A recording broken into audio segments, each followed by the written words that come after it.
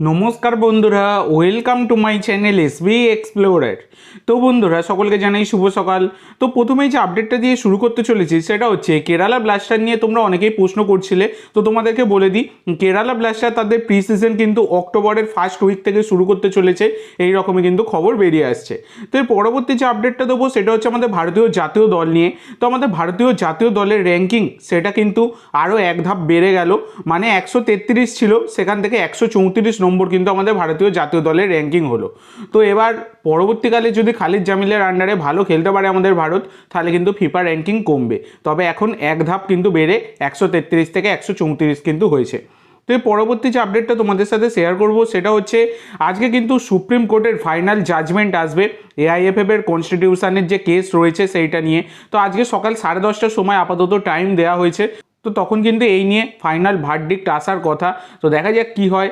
তো যদি পরবর্তীকালে এই ফাইনাল ভার্ডিক্ট কী এলো সেই খবরটা পাই, আমি তোমাদের সাথে শেয়ার করে দেবো।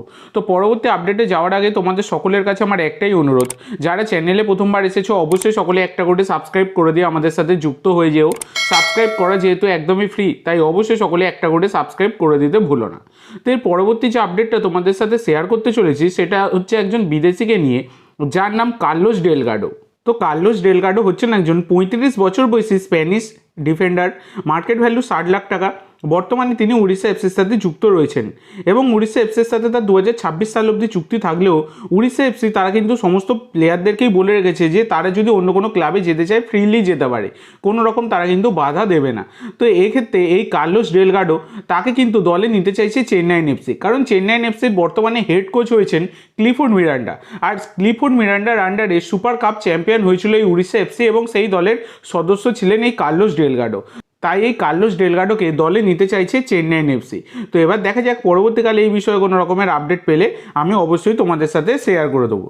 তো এবার পরের যে আপডেটটা তোমাদের দিতে চলেছি, এটা গতকালকে মাঝরাত থেকেই খুবই ঘোরাফেরা করছে, যেটা হচ্ছে দিমিকে কি ছেড়ে দিচ্ছে মোহনবাগান। তো দেখো, এই ঘটনার সূত্রপাত হয়েছিল কিন্তু এই যে মোহনবাগান 16 তারিখের ম্যাচটা আহালের বিরুদ্ধে খেলতে নেমেছিল সেই দিন থেকে। সেই দিনকে দিমিকে প্রস্তুত রাখা হলেও তাকে কিন্তু মাঠে নামানো হয়নি, যেদিকে আনফিট রবসন রবিনোকে নামানো হয়েছিল এবং দিমি অপেক্ষা করছিল মাঠে নামার জন্য, কিন্তু তাকে মাঠে নামানোই হয়নি। এইটা নিয়ে ম্যাচে যখন মোহনবাগান হেরে যায় দিমিকে অনেকটাই ভেঙে পড়তে দেখা যায়, মাথা হেঁট করে দাঁড়িয়েছিলেন এবং তারপরে কোচের সাথে কিছুটা কথা কাটাকাটি হতেও তার কিন্তু দেখা গিয়েছিল, সেটা কিন্তু আমরা সকলেই দেখেছি।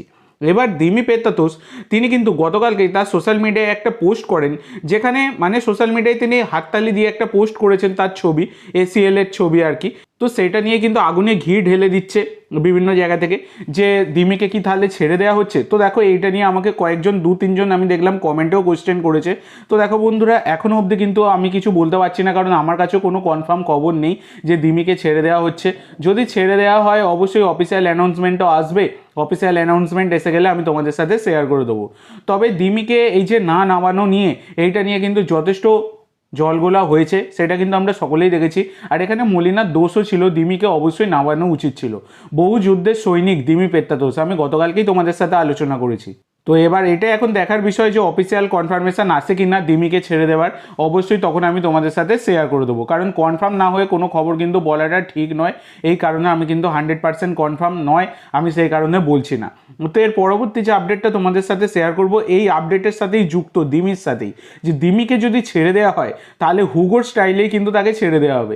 কারণ তোমরা সকলেই জানো হুগোকে কিন্তু ছেড়ে দিয়েছিলেন, তখন কোচ ছিলেন আর কি হাবাস। তবে দেখো, হাবাসকে নিয়ে তখন সবাই ক্রিটিসাইজ করেছে যে হাবাস হুগোর মতো প্লেয়ারকে ছেড়ে দিল, দলকে ডোবাবে হাবাস, অনেক কিছু কিন্তু মানে কমেন্ট এসেছিল তখন আর কি হাবাসকে নিয়ে। কিন্তু হাবাস তখন জনি কাউকে রেজিস্ট্রেশন করিয়ে তিনি দেখিয়ে দিয়েছিলেন যে তিনি কোনো অংশে কিন্তু ভুল ছিলেন না। তবে এখানে মলিনা আর হাবাসের মধ্যে অনেক কিন্তু ডিফারেন্স রয়েছে, কারণ হাবাস একটা অন্য ধরনের কোচ, আর এখানে মলিনার গেম রিডিং নিয়ে গত সিজন থেকেই কিন্তু কোশ্চেন উঠেছে। তো দেখো, গত সিজনে Mohun Bagan ISL league, shield, cup দুখানেই জিতেছে, ঠিক আছে, কিন্তু অনেকটাই ভাগ্যের ওপর নির্ভর করেছে অনেক কিছু আমরা কিন্তু দেখেছি।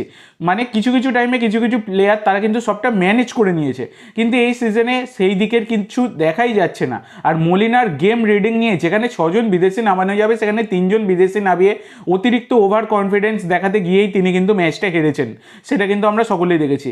তো মলিনা একটু বেশি করছেন সেটা দেখা যাচ্ছে, অতিরিক্ত ইগোর খেলা খেলছেন মলিনা। তো সেক্ষেত্রে হুগোর মতোই কিন্তু দিমির বিদায় হতে পারে যদি দিমিকে ছেড়ে দেওয়া হয়। তো তোমাদের কি মনে হয় এই বিষয়টা নিয়ে অবশ্যই সকলে কমেন্ট করে জানাতে ভুলো না। তো আজকের জন্য এইটুকু বন্ধুরা, ভিডিওটি ভালো লাগলে অবশ্যই লাইক করো, শেয়ার করো, আমার চ্যানেলে প্রথমবার এসে থাকলে চ্যানেলটি সাবস্ক্রাইব করো আর কমেন্ট করে জানাও ভিডিওটি কেমন লাগলো। ধন্যবাদ।